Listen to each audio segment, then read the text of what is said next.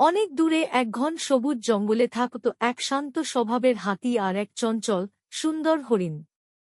জঙ্গলটা ছিল নদী, পাহাড় আর লতাগুল্মে ভরা। ভোর হলে পাখির ডাক আর সন্ধ্যায় ঝিঁঝি পোকার শব্দে জঙ্গলটা জীবন্ত হয়ে উঠত। হরিণটা খুব দ্রুত দৌড়াতে পারত, চোখ কান সব সময় সতর্ক থাকত।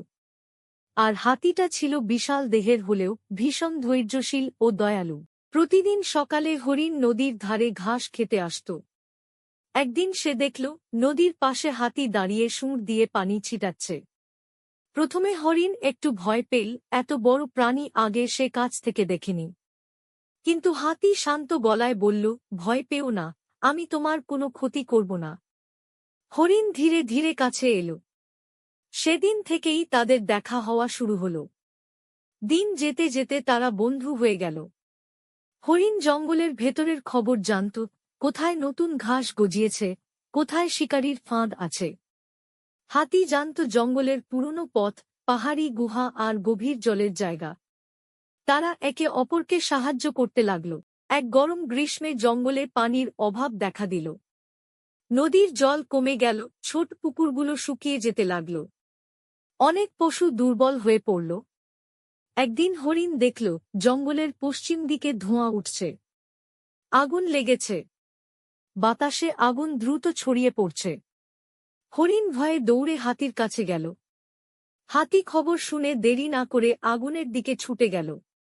সে বড় বড় গাছ ভেঙে আগুনের সামনে ফেলল, যেন আগুন আর এগোতে না পারে।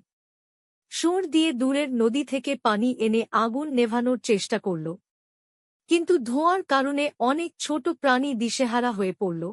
হরিণ তখন নিজের ভয় ভুলে গেল। সে দৌড়ে দৌড়ে খরগোশ, হরিণ শাবক, বানরদের নিরাপদ পথে নিয়ে যেতে লাগল।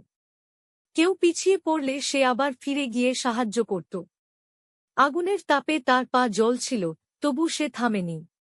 হাতি নিজের শরীর দিয়ে ছোট প্রাণীদের আগুন থেকে আড়াল করল।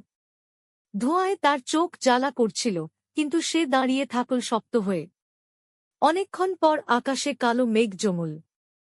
হালকা বৃষ্টি শুরু হল। ধীরে ধীরে আগুন নিভে গেল। পরদিন সকালে জঙ্গলটা ছিল নীরব।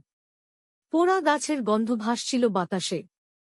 সবাই ভেবেছিল জঙ্গল আগের মতো হবে না। কিন্তু কিছুদিন পর নতুন কুঁড়ি গজাতে লাগল। ঘাস আবার সবুজ হল। নদীতে জল বাড়ল। সব প্রাণী একসাথে হাতি আর হরিণের কাছে এসে দাঁড়াল। তারা বুঝল, বড় শক্তি আর ছোট দ্রুততা একসাথে থাকলে যে কোনো বিপদ মোকাবিলা করা যায়। হাতি হরিণের দিকে তাকিয়ে শান্ত চোখে দাঁড়াল। হরিণ তার দিকে তাকিয়ে মাথা নুইয়ে দিল। তারপর থেকে জঙ্গলে কেউ একা থাকত না। বিপদ এলে সবাই একে অপরের পাশে দাঁড়াত। আর নদীর ধারে প্রায়ই দেখা যেত সূর্যাস্তের আলোয় এক বিশাল হাতি আর এক ছোট হরিণ পাশাপাশি দাঁড়িয়ে আছে, শান্ত জঙ্গলের দিকে।